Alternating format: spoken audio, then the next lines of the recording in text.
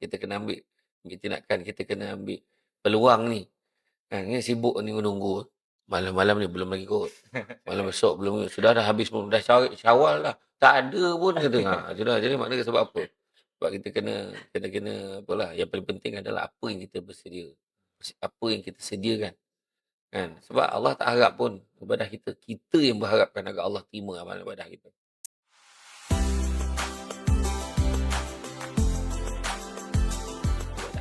Assalamualaikum warahmatullahi wabarakatuh. Bersama saya di podcast Syams TV. Baik, insyaAllah hari ini kita akan berbual ataupun bersoal jawab dengan salah seorang yang sangat hebat dan namanya sudah terkenal di telinga-telinga masyarakat, yang di mana namanya ialah Ustaz Syamsul Amri bin Ismail atau lebih dikenali sebagai Syamsul Debat. Okay, Ustaz. Ustaz. Salam. Ya.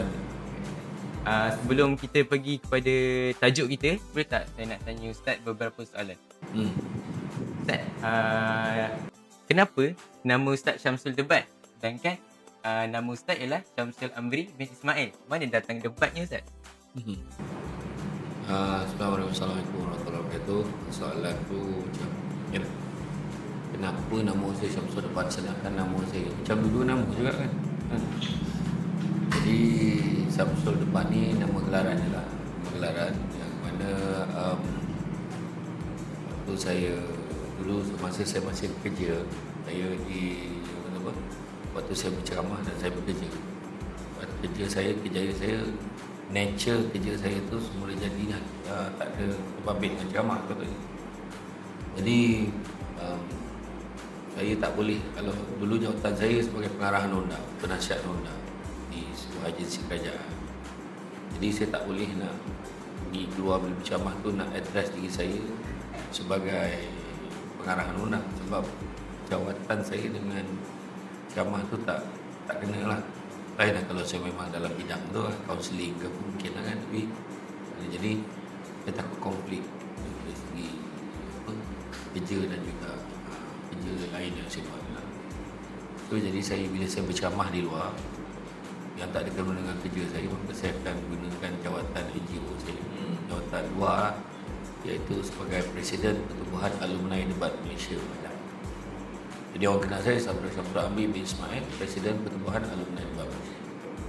Jadi bila saya ceramah dekat satu tempat di Kuala Lumpur ni, ada satu penganjur ni dia terlupa nama saya. Syamsul apa dah nama budak. Yang dia ingat jawatan debat-debat dulu lah. Dia tak ingat lah Alumni Debat Malaysia. So dia tulis dekat whiteboard, dekat program ceramah pada malam ni, Syamsul Debat pulang pula. Dan kebetulan salah seorang yang dengan ceramah pada malam tu CEO TV Al-Hijrah pada ketika itu, dan dia memang mati-mati menyangkakan nama saya Syamsul Al-Debati. Dia melekatlah nama Syamsul Debat tu sampai hari ini. So debat ni, Syamsul Debat ni nama gelaran. Dan berkebetulan memang saya dulu memang aktif debat lah waktu saya di universiti. Seterusnya, soalan yang kedua. Ni soalan daripada pelajar sendiri. Pelajar, diorang semua tertanya-tanya, adakah benar yang Ustaz ni merupakan alumni Syam? So jawapan ni benar. Kalau nak tanya, benar lah. Benar. Benar. Benar. Bukan cakap benar kan. So jawapan ni benar lah. Okay. Ustaz dekat Syam berapa tahun? Saya daripada 1993 sampai 1994. SPM 94. Maksudnya daripada form 4. Ya. Jadi boleh tak kita nak terus kepada tajuk kita? Boleh. Okey, insya-Allah. Tajuk yang kita akan bicarakan pada hari ini ialah 10 malam terakhir anugerah terindah. Itu tajuk kita. Okay. Jadi berkenaan tajuk ni saya akan tanyakan Ustaz beberapa soalan. Boleh? Tanyalah. Okay. Soalannya ialah memandangkan tajuk kita berkenaan dengan malam Lailatul Qadar, boleh tak Ustaz terangkan apa itu malam Lailatul Qadar? Malam Al-Qadar. Malam Al-Qadar ni adalah malam yang sangat istimewa kan. Yang mana Allah beritahu Lailatul Qadri khairun min alfi syahr. Malam Al-Qadar ni lebih baik daripada 1000 bulan. 1000 bulan ni bersamaan dengan 83.333. Jadi maknanya 83 tahun lebih. So maknanya kalau hidup manusia punya kehayat orang Malaysia ni kan, kita ni memang dalam range yang itulah. Kebanyakannya 60, 70, 80. Tapi bayangkan kalau kebanyakan ni memang susah pun nak sampai 80 kan? Tapi kalau betul lah boleh sampai 80, bayangkan satu malam ni boleh menyamai seumur hidup kita. Jadi kenapa kita tak grab dengan amal ibadah? So ni adalah antara anugerah yang disebutkan tadi sebagai anugerah terindah.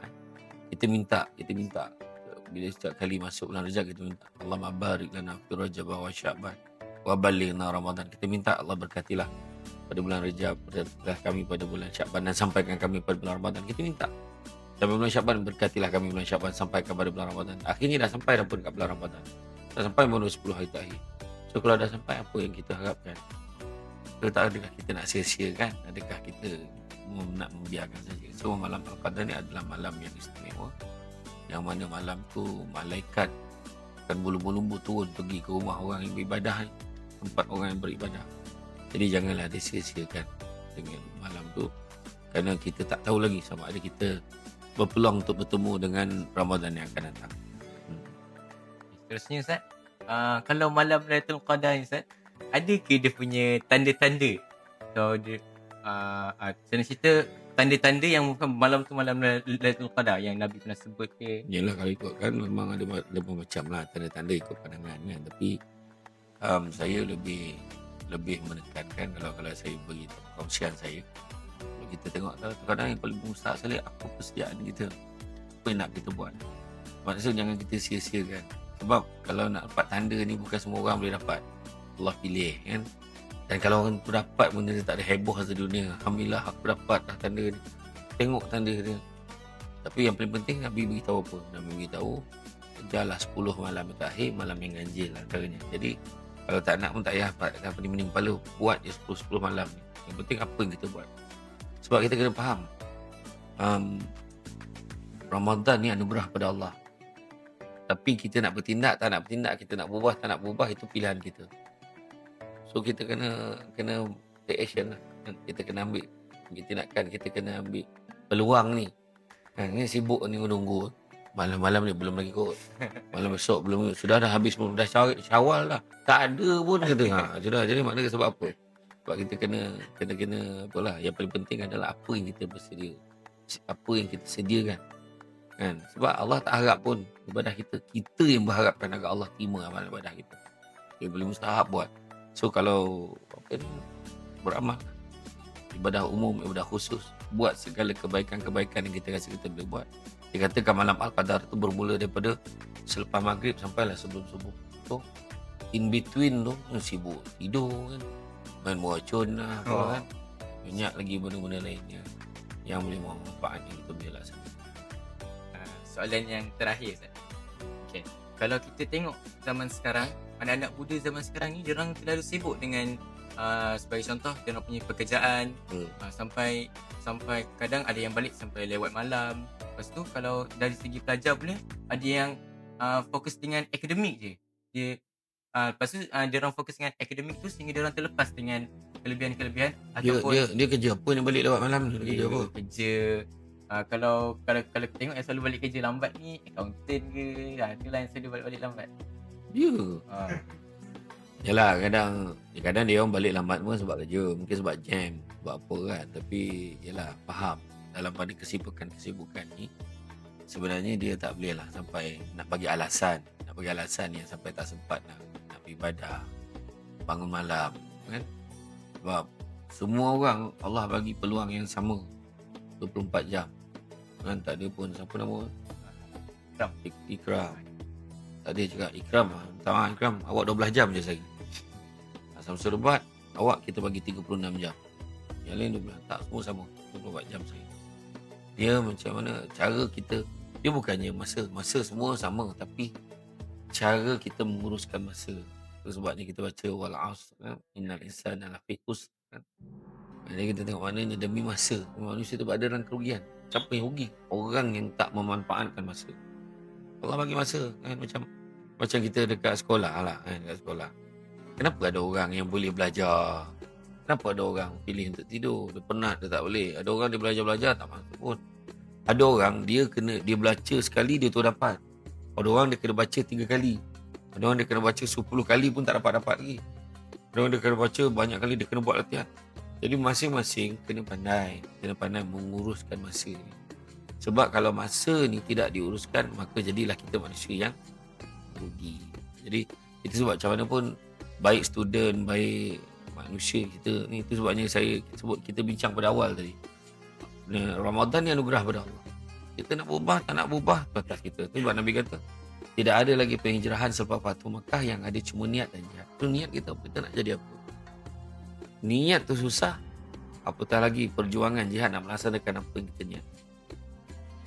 Betul lah lebih kurang.